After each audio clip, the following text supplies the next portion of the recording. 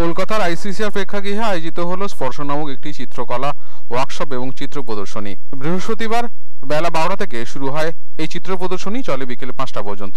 প্রখ্যাত শিল্পী সুব্রত গঙ্গোপাধ্যায়, বাদল পাল, তপন প্রামাণিক প্রমুখ শিল্পী ও উদীয়মান প্রায় 45 জন শিল্পী এই কর্মশালায় যোগদান করেছিলেন। এছাড়া আগামী 15ই ডিসেম্বর বিকেলে উক্ত শিল্পীদের ছবি নিয়ে 3 দিনব্যাপী চিত্র প্রদর্শনীর আয়োজন করা হবে, যা চলবে 17ই ডিসেম্বর পর্যন্ত। এই কর্মশালা এবং প্রদর্শনীর উদ্দেশ্য একটাই, সকল শিল্পীদের এক ছাতার তলায় আনা এবং তাদের চিত্র জাতীয় এবং আন্তর্জাতিক স্তরে সকলের কাছে উপস্থাপনা করা। এছাড়াও আন্তর্জাতিক মানের প্রদর্শনী, মেলা ইত্যাদির আয়োজন করা। চালসার কর্ণধার সেহনাজ বিশ্বাসের আন্তরিকতায় এই সুনিপুণ উদ্যোগ ও কোঅর্ডিনেটর কুশল মুখার্জি তত্ত্বাবধানে সমগ্র অনুষ্ঠানটি বাস্তবায়িত হয়েছে। আগামী দিনে আরো অনেক শিল্প এবং শিল্পীদের নিয়ে বড় কাজ করার সিদ্ধান্ত নিয়েছে স্পর্শ, যা একটি বিশেষ বার্তা বহন করবে। দিন চললে অনেকে অনেক তাদের প্রতিভা বিকশিত করবার সুযোগ পাবে। এই প্রতিভা অনেক সময় সুযোগের অভাবে নষ্ট হয়ে যায়। এখান থেকেই কত প্রতিভা বেরোতে পারে, তাদের আমাদের সুযোগ দিতে হবে এবং সেই সুযোগটা অর্গানাইজার্সরা করেছেন, তাদের আমি অভিনন্দন জানাই। এবং যারা আর্টিস্টরা যারা পার্টিসিপেট করছে তাদের জন্য প্রার্থনা করি, তারা ভবিষ্যতে অনেক উন্নতি করবে, এই বলে আমার বক্তব্য শেষ করলাম। আমাদের যে প্রতিভাগুলো আছে বিকশিত হোক, সেটাই আমার স্বপ্ন। স্যার, কিছু মেসেজ আপনি দিতে চাইবেন আজকালকার ইউথদের যারা এই আর্টিস্ট বা এসব কিছু হতে চায়? আর্টিস্টদের জীবনটাই তো একটা মানে আলাদা। আমি চাইছি এটা একটা ভালো জায়গায় আসুক। আমরা একটা প্ল্যাটফর্ম করছি যেখান থেকে গোটা বিশ্ব এদের চিনবে। আমাদের সে নিউ জেনারেশন অনেক আছে, গ্রামের ছেলে আছে যাদের সুযোগ নেই কিন্তু ভালো আঁকে।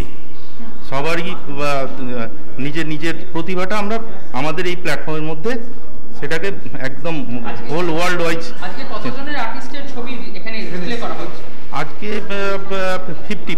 জন মতো আর্টিস্টের।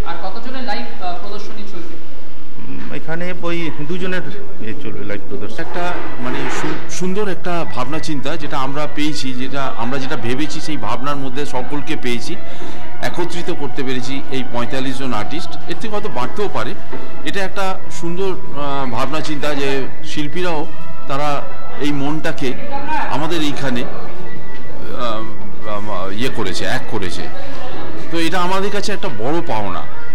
তো আমি চাই যে আরও এই জিনিসটা যত স্প্রেড করবে, ভাবনা যত বাড়তে থাকবে, ভাবনার প্রসার তত বাড়তে থাকবে। আমরা এই জায়গায় স্পর্শের ইয়েতে আমি চাই যে আরও ভালো কিছু হোক। ভীষণ ভালো লাগছে, কেননা এনারা একটা এমনই মানুষ যে মানুষগুলোকে আমরা হয়তো অনেক কিছু বিতর্কের মধ্যে দিয়ে হয়তো পাই না, কিন্তু এনার সকলের মধ্যে একটা ভালো চেতনা আছে, ভালো ভাবনা আছে, সেটা হয়তো সুপ্ত থাকে, সেটাকে হয়তো খুঁজে পাওয়া যায় না, কিন্তু মাধ্যমে আবার সেটা ফুটে ওঠে।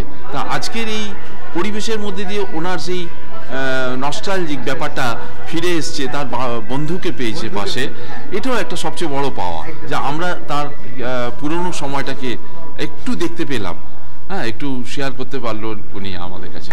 এক কথায় দুর্দান্ত। কারণ এরকম একটা অনুষ্ঠান আয়োজন করতে পেরেও আমি খুশি, এবং সবচেয়ে বেশি খুশি হচ্ছি সেহনাজ বিশ্বাসের চিন্তা ভাবনা। কারণ তিনি আমাকে এই জিনিসটা আমাকে বলেছিল যে এরকম একটা কিছু করার জন্য, আর সেটা আমি করতে পেরে সত্যি আমি খুব খুশি। আজকে শিল্পী বন্ধুদেরকে ডাকতে পেরেছি, এখানে তারা এসছে প্রায় 12-13 জন। আমি সেটাতেও কিন্তু খুব আমাদের জন্ম প্রতিবাদ করা, ভালো লাগা, সমাজকে সচেতন করা, জাগানো, এগুলোই তো কাজ আমাদের। সেই কাজটা করতে পারার জন্য এরকম একটা প্ল্যাটফর্ম যদি কেউ চিন্তা ভাবনা করে, এটা তো আমাদের কাছে ভাষা নেই বলার মতন। যারা নতুনভাবে স্পর্শতে আসবে তারা কিভাবে অ্যাপ্লাই করবে বা কিভাবে?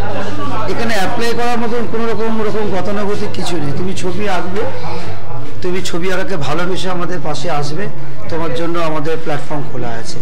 শুধু সত্তা একটাই, সমাজকে সচেতন করতে হবে, নিজেকে ভালো রাখতে হবে, অপরকে সুস্থ রাখতে হবে এবং ভালো বার্তা দেওয়ার জন্য ছবি এঁকে নিজেকে প্রতিষ্ঠিত করতে হবে।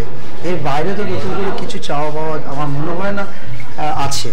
Bureau report, channel 10।